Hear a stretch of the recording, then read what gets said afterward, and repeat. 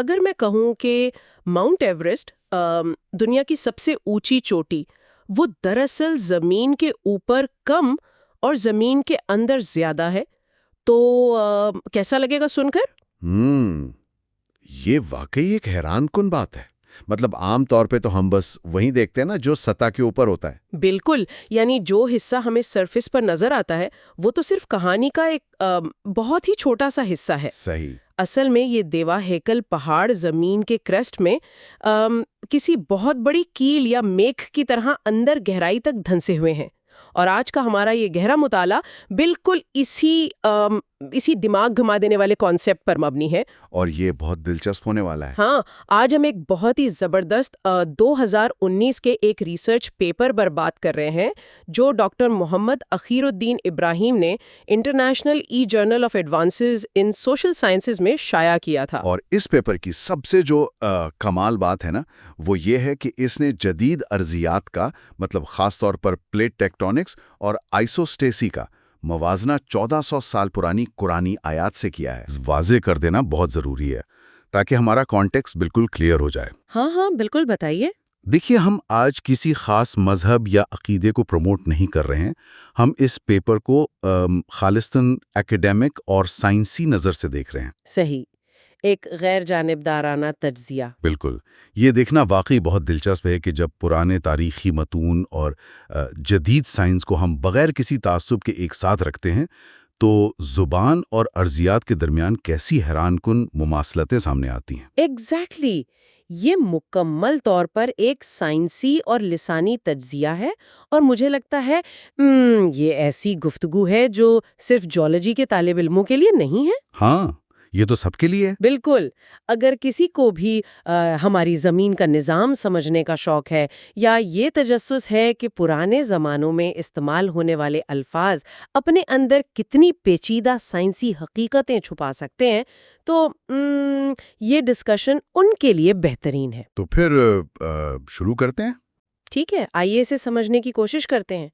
ہم عام طور پر پہاڑوں کو بس زمین سے ابھری ہوئی برف سے ڈھکی چٹانیں سمجھتے ہیں، لیکن اگر میں ایک سادہ سی تشبیہ دوں تو کیا ہم پہاڑ کو ایک انسانی دانت سے کمپیئر کر سکتے ہیں؟ دانت سے؟ ہاں، یہ ایک اچھی مثال ہے۔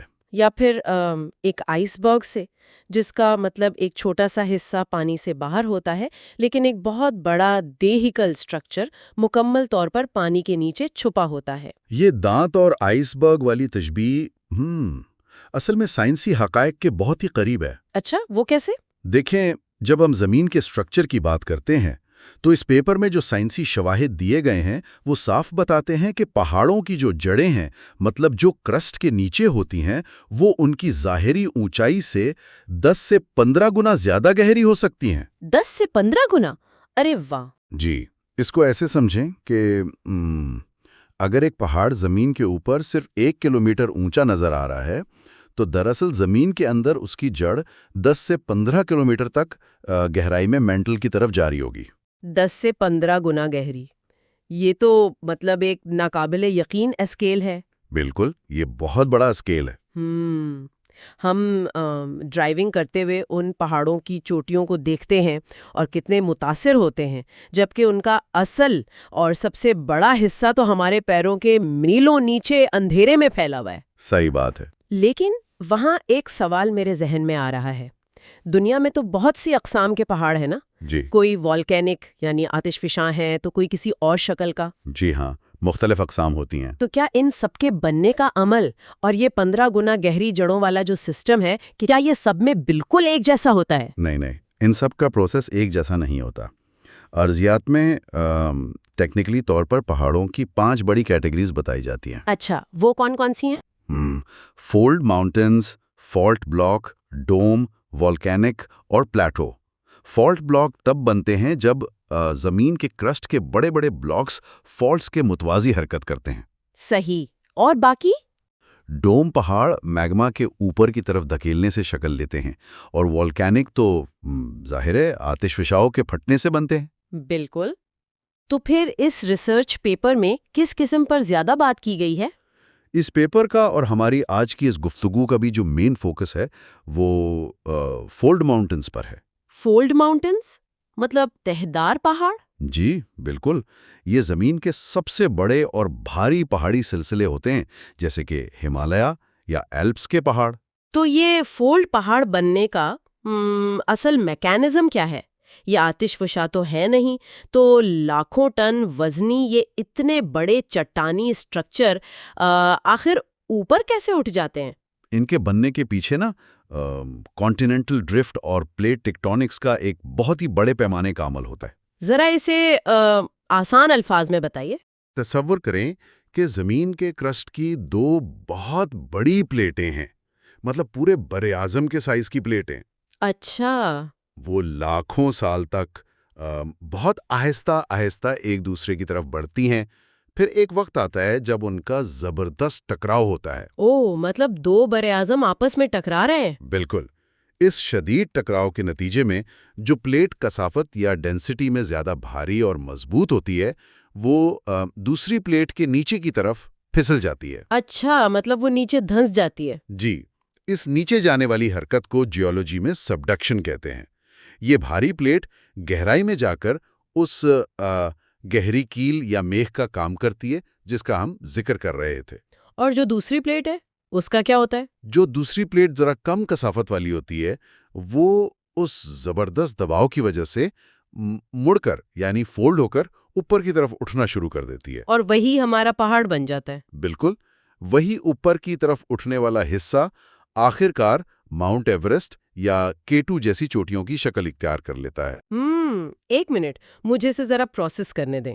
تو بنیادی طور پر جو برف سے ڈھکی چوٹیاں ہمیں اوپر سطح پر نظر آ رہی ہیں، وہ دراصل اس انتہائی سست رفتار براعظمی ٹکراؤ کا صرف ایک بائی پروڈکٹ ہے؟ بالکل صحیح کہا آپ نے۔ اصل وزن اٹھانے والا کام تو وہ نیچے والی بھاری پلیٹ کر رہی ہے جو لنگر کی طرح زمین میں گہرائی تک دھنس گئی ہے۔ ایگزیکٹلی۔ اگر ہم اسے بڑی تصویر سے جوڑیں تو یہاں جدید ارضیات کا ایک بہت ہی بنیادی اصول لاگو ہوتا ہے جسے آئسوسٹیسی کہتے ہیں۔ آئسوسٹیسی، یہ کیا ہوتا ہے؟ آئسوسٹیسی دراصل زمین کے کرسٹ میں آنے والے ایک طرح کے قدرتی توازن کا نام ہے، ایک فزیکل بیلنس کا۔ بیلنس؟ اچھا، کس چیز کا بیلنس؟ زمین کو یہاں کیا بیلنس کرنا پڑتا ہے؟ دیکھیں، زمین کا جو بیرونی کھول ہے نا، وہ تو سخت ہے، لیکن اس کے نیچے جو مینٹل ہے وہ تھوڑا سا نیم مایا یا پلاسٹک جیسی حالت میں ہوتا ہے۔ صحیح، مطلب تھوڑا نرم اور بہنے والا۔ جی، اب جب سطح پر فولڈ ماؤنٹینز جیسی اتنی بڑی چیز کا وزن پڑتا ہے تو اس کی زبردست کشش ثقل کا دباؤ سیدھا نیچے مینٹل پر پڑتا ہے۔ تو پھر مینٹل کیا کرتا ہے؟ اس بہت بڑے وزن کی وجہ سے زمین کے اندر کا مادہ ایک خاص سمت میں آہستہ آہستہ بہنے لگتا ہے تاکہ اس دباؤ کو متوازن کیا جا سکے اور کرسٹ کی سطح بالکل بیلنس رہے۔ اچھا، مطلب وہ وزن کو ایڈجسٹ کرتا ہے۔ بالکل۔ اگر پہاڑ اپنی ان گہری جڑوں کے ذریعے اس وزن کو نیچے منتقل نہ کریں اور صرف سطح پر رکھا ہوا ایک اضافی بوجھ ہوں تو زمین کی اوپری تہہ تو مکمل طور پر کولیپس کر جائے گی۔ ارے واہ، مطلب یہ گہری جڑیں واقعی زمین کے بیرونی خول کو مستحکم رکھتی ہیں؟ 100%۔ یہاں بات بہت ہی دلچسپ ہو جاتی ہے کیونکہ آئسوسٹیسی اور پلیٹ ٹیکٹونکس کے یہ جو میکانزم ہے یہ تو جدید سائنس نے 1960 کی دہائی میں جا کر کہیں دریافت کیے ہیں نا؟ جی بالکل ایسا ہی ہے۔ جب ہمارے پاس جدید ٹیکنالوجی آئی تب ہمیں پتہ چلا کہ پہاڑ براعظموں کو بیلنس کرنے کا حصہ ہیں، لیکن یہ پیپر تو یہ کہہ رہا ہے کہ یہ انتہائی پیچیدہ کانسیپٹس 1400 سال پرانے عربی متن میں پہلے سے موجود ہے۔ جی، اور یہی اس پیپر کا سب سے حیران کن حصہ ہے۔ لیکن ایسا کیسے ممکن ہے؟ مطلب یہ کسی ایک آدھ لفظ کی غلط ٹرانسلیشن یا اوور انٹرپریٹیشن بھی تو ہو سکتی ہے نا؟ یہی وہ عین پوائنٹ ہے جو اس لسانی ریسرچ کا مرکز ہے۔ پیپر کے مصنف نے بہت احتیاط سے یہ دکھایا ہے کہ عربی متن میں پہاڑوں کا ذکر کرتے ہوئے جان بوجھ کر دو الگ الگ کیٹیگریز کے الفاظ استعمال کیے گئے ہیں۔ دو الگ الفاظ؟ وہ کون سے؟ جب بھی عام طور پر پہاڑوں کا ذکر کرنا ہو تو وہاں لفظ جبل یا اس کی جمع جبال استعمال ہوئی ہے جو متن میں 39 بار آئی ہے۔ ٹھیک ہے۔ اور دوسرا لفظ، لیکن جہاں زمین کے میکانزم یا اس کے بیلنس کی بات ہے وہاں مسلسل ایک بالکل مختلف لفظ رواسیہ استعمال ہوا ہے، خالصتاً ارضیاتی کانٹیکسٹ میں تقریباً 10 بار۔ رسو سے نکلا ہے۔ الرسو؟ اس کا کیا مطلب ہے؟ اس کا لفظی مطلب ہے کسی بہت بھاری چیز کو لنگر انداز کرنا، یا زمین میں فکس کر کے کسی چیز کو جسمانی طور پر بیلنس کرنا۔ اچھا، مطلب لنگر ڈالنا؟ بالکل۔ پیپر میں اس کی وضاحت کے لیے بہت ہی پرفیکٹ تصویر دی گئی ہے، ایک بادبانی جہاز یعنی سیل بوٹ کی۔ بادبانی جہاز؟ وہ کیسے؟ دیکھیں، جب ایک بادبانی جہاز پانی پر ہوتا ہے تو ہمیں صرف اس کے بادبان اور اوپر کا حصہ نظر آتا ہے نا؟ ہاں بالکل۔ لیکن جب تیز اور طوفانی ہوائیں چلتی ہیں تو وہ جہاز الٹنے سے کیسے بچتا ہے؟ اس کے نیچے کچھ ہوتا ہے۔ جی، اس کے نیچے ایک بہت بھاری سٹرکچر ہوتا ہے پانی کے اندر، جسے کیل کہتے ہیں۔ وہ جہاز کو فزیکلی اینکر اور سٹیبلائز کرتا ہے۔ ارے واہ! یعنی جہاز کا وہ انڈر واٹر حصہ جو مکمل طور پر چھپا ہوا ہے لیکن پورے جہاز کو الٹنے سے روکے ہوا ہے۔ بالکل۔ یہ تو سیدھا سیدھا ہماری آئزوسٹیسی اور ان نظر نہ آنے والی 15 گنا گہری پہاڑی جڑوں کی پرفیکٹ ڈسکرپشن ہے۔ 100%۔ یہ مخصوص لسانی استعمال جدید جیولوجی کے سبڈکشن زون سے اتنی خوبصورتی سے ملتا ہے کہ انسان حیران رہ جاتا ہے۔ واقعی یہ تو بہت زبردست ہے۔ اور پیپر اس تجزیے میں ایک لفظ اور شامل کرتا ہے جو اس کو مزید دلچسپ بنا دیتا ہے۔ وہ لفظ ہے القے۔ القے؟ اس کا کیا مطلب ہے؟ متن میں جہاں بھی رواسیہ استعمال ہوا ہے اس سے بالکل پہلے عام طور پر القا کا لفظ ملتا ہے۔ اس کا بنیادی اور لفظی مطلب ہے پھینکنا یا کسی چیز کو زور سے زمین پر ڈالنا۔ ایک منٹ، مجھے یہاں ضرور تھوڑا سا اختلاف کرنے دیں۔ جی بتائیے۔ پھینکنا یا تھرو کرنا تو ایک انتہائی اچانک اور پرتشدد عمل لگتا ہے نا؟ بظاہر ایسا ہی لگتا ہے۔ اور آپ نے مجھے ابھی تھوڑی دیر پہلے واضح طور پر بتایا ہے کہ فولڈ پہاڑوں کے بننے کا عمل تو لاکھوں سالوں پر پھیلا ہوا ایک بہت ہی سست رفتار عمل ہے۔ جی، میں نے بالکل ایسا ہی کہا تھا۔ تو پھر ایک اتنے سلو پروسیس کے لیے القا جیسا پرتشدد لفظ ٹیکنیکلی لحاظ سے غلط نہیں ہو گیا؟ یہ بہت ہی منطقی سوال ہے، اور پہلی نظر میں تو یہ واقعی ایک تضاد لگتا ہے۔ ہاں بالکل لگتا ہے۔ لیکن یہاں جو بات سب سے زیادہ حیران کن ہے نا، وہ یہ ہے کہ جب ماہر ارضیات ان لاکھوں سالوں کی ٹائم لائن کو غور سے دیکھتے ہیں تو پلیٹ ٹیکٹونکس کا اصل جو فزیکل ایکشن ہے وہ کوئی ہموار یا نرم عمل نہیں ہوتا۔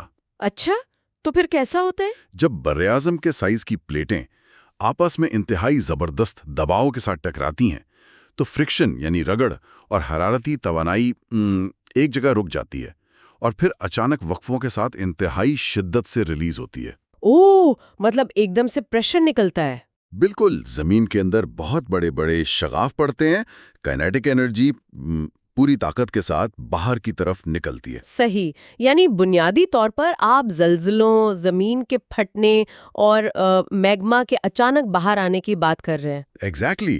بڑے پیمانے پر وقت زیادہ لگتا ہے، لیکن اگر ہم ریئل ٹائم میں دیکھیں تو یہ ایونٹس انتہائی تباہ کن اور اچانک ہوتے ہیں۔ اب میں سمجھی۔ پہاڑوں کا بننا انہی بار بار ہونے والے اچانک اور پرتشدد انرجی برسٹس کا ہی نتیجہ ہے۔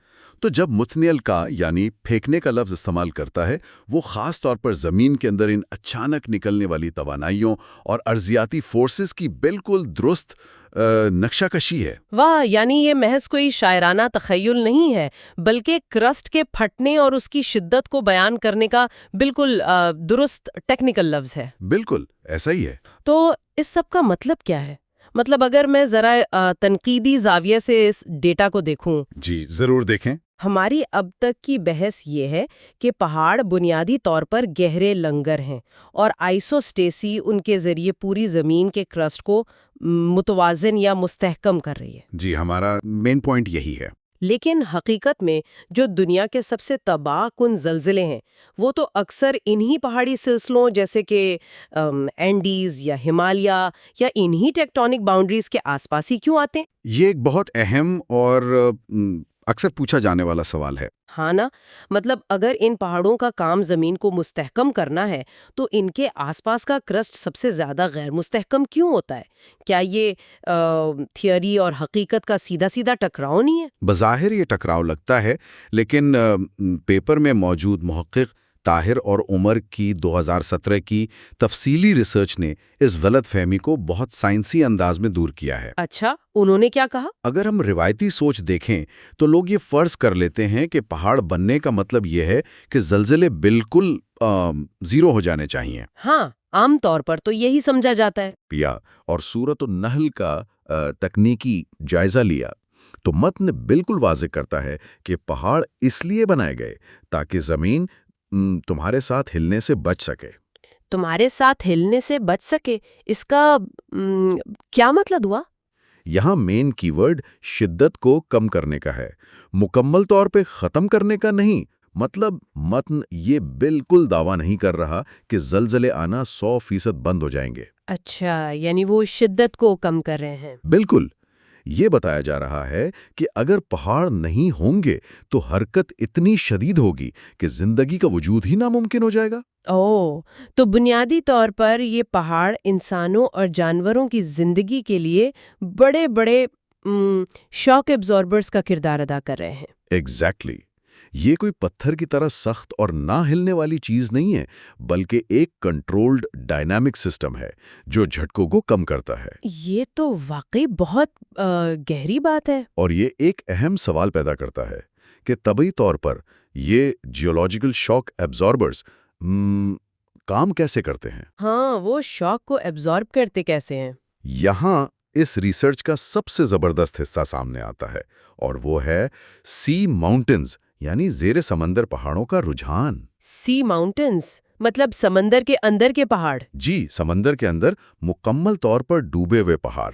جدید میپنگ کنفرم کرتی ہے کہ یہ سی ماؤنٹنز لفظی طور پر گہری سمندری خندقوں اور ٹیکٹونک پلیٹ باؤنڈریز کے بالکل کناروں پہ موجود ہوتے ہیں۔ تو کیا یہ بھی زمین کو بیلنس کرتے ہیں؟ پیپر یہ مضبوط دلیل دیتا ہے کہ لفظ ریراسیا کا جو دائرہ کار ہے وہ صرف خشک زمین سے آگے جا کر سمندری پلیٹوں پر موجود ان زیر سمندر پہاڑوں کو بھی مکمل طور پہ کور کرتا ہے۔ اوکے، تو مجھے ذرا اسے ریئل ورلڈ کے حساب سے سمجھنے دیں۔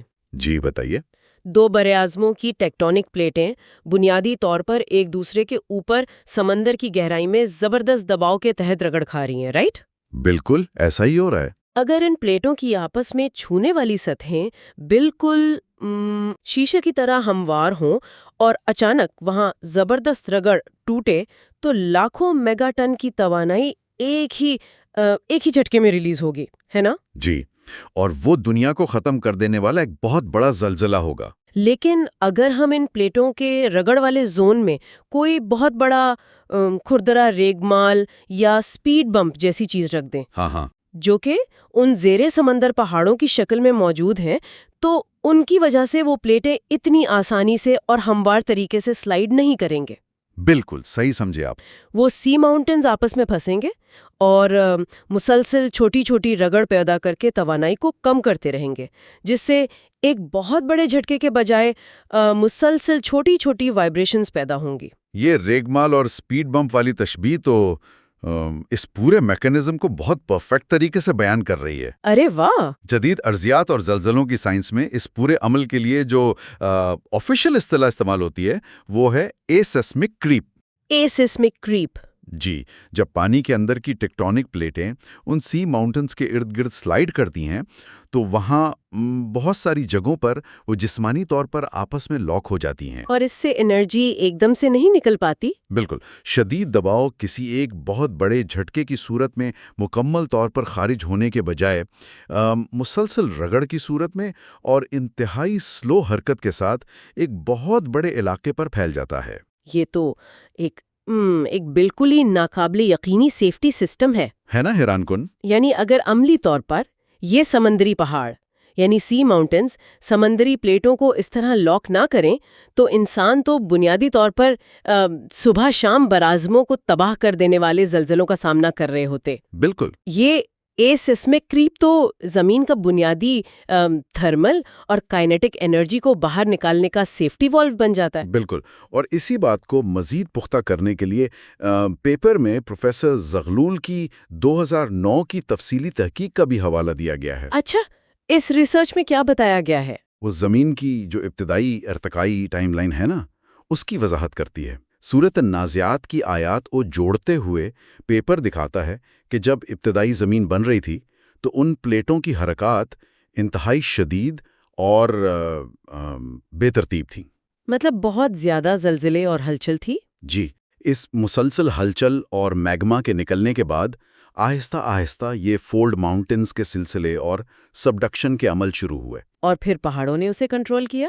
بالکل، ان پہاڑوں نے وقت کے ساتھ ساتھ اس انتہائی شدید اور بے ترتیب ٹیکٹونک حرکت کو کم کرنا شروع کر دیا۔ واو! ہماری زمین پر جو آج کل کا ایک متوازن اور مستحکم ماحولیاتی نظام ہے، وہ انہی پہاڑی سٹرکچرز کے اثرات کا براہ راست نتیجہ ہے۔ جب ہم آج کے اس پورے گہرے مطالعے پر غور کرتے ہیں نا، تو حقائق اور لسانیات کا کیسا زبردست ملاپ نظر آتا ہے۔ واقعی یہ بہت حیران کن ہے۔ پھر ہم سیدھا گہرائی میں گئے، جہاں پتا چلا کہ پہاڑ اصل میں بہت بڑے ٹیکٹونک لنگر کی طرح کام کرتے ہیں، جن کی جڑیں 15 گنا لمبی ہیں۔ جی، ہم نے بہت غور سے سمجھا کہ آئسوسٹیسی اور پلیٹ سبڈکشن کے پیچیدہ اصول زمین کے استحکام کے لیے کتنے ضروری ہیں، اور پھر اس پیپر کی سب سے شاندار بات، ہاں، وہ لسانی تجزیہ۔ بالکل، کہ کس طرح 14 صدیاں پرانی اصطلاحات، خاص طور پر رواسیا، الروسو اور توانائی کے اچانک اخراج کو ظاہر کرنے والا لفظ القا، یہ سب بالکل درست طریقے سے پلیٹ باؤنڈریز، سمندری پہاڑوں اور سسمک کریپ جیسی جدید سائنسی تھیوریز کو بیان کرتے ہیں۔ اور یہی خاص وجہ ہے کہ مختلف علوم کو ملا کر پڑھنا، یعنی انٹر ڈسپلنری سٹڈیز، بنیادی طور پر سائنس کا مستقبل ہیں۔ بالکل صحیح کہا آپ نے۔ جب ہم الگ الگ شعبوں کو، جیسے کہ صرف جیولوجی اور قدیم لسانیات کو، ان کے ڈبوں سے باہر نکال کر ایک ساتھ دیکھتے ہیں تو ایسی حیرت انگیز حقیقتیں کھل کر سامنے آتی ہیں۔ ہاں، واقعی۔ جدید سیٹلائٹ ٹیکنالوجی اور زلزلوں کو ماپنے کے جدید طریقوں نے جو پوشیدہ نظام ہمیں ابھی حال ہی میں دکھائے ہیں، ان کے بعد تو ہمیں قدیم متون میں موجود ان واضح بیانات کی سائنسی اہمیت کو ماننا ہی پڑتا ہے۔ بالکل، علم کی سچی تلاش تو کھلے ذہن کی متقاضی ہے۔ سچ کہا آپ نے۔ یہ واقعی ایک بالکل ہی سوچ بدل دینے والی گفتگو تھی۔ آج کی اس گہری سائنسی گفتگو سے بنیادی طور پر ایک بہت ہی گہرا خیال سامنے آتا ہے۔ جی، وہ کیا؟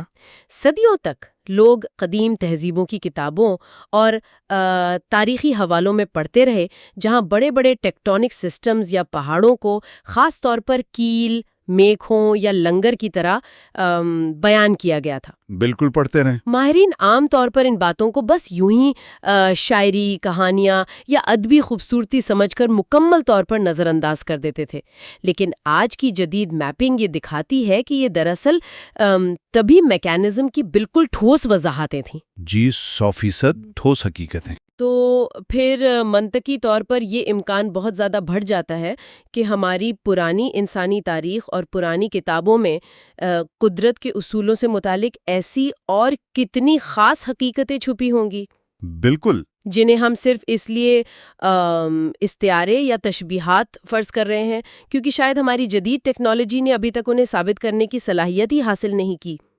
یہ واقعی ایک ایسی بات ہے جس پر ہم سب کو ضرور غور و خوض کرنا چاہیے۔ جو لوگ ہمیں سن رہے ہیں ان کے لیے سوچنے کا ایک بہت بڑا مقام ہے۔